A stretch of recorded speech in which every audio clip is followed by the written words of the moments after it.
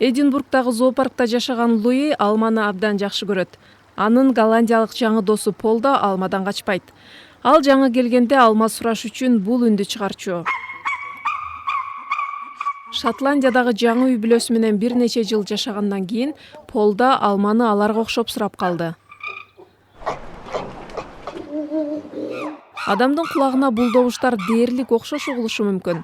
Бирок окумуштуулар шимпанзелер башкалар чыгарган үндөрдү үйрөнө алышат деген бүтүмгө келишүүдө. Азырынча так эмес. Окшош үндөрдү чыгарганга чейин алар бири-бирин түшүнүп түшүнбөгөнүн дагы иликтешибиз керек. Бул менин французча алма деген сөздү үйрөнгөнүм окшошпу же жаңы акцент менен сүйлөгөнгө тетеби?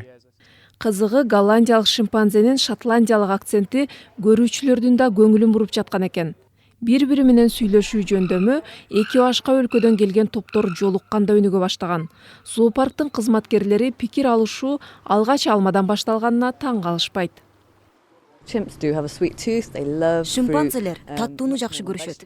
Алар жашылчаларга караганда жемиштерди көп жешет. Биздеги шимпанзелер алмаларды ушунчалык жактырышат. Тамак берерде аябай сүйүнүшөт.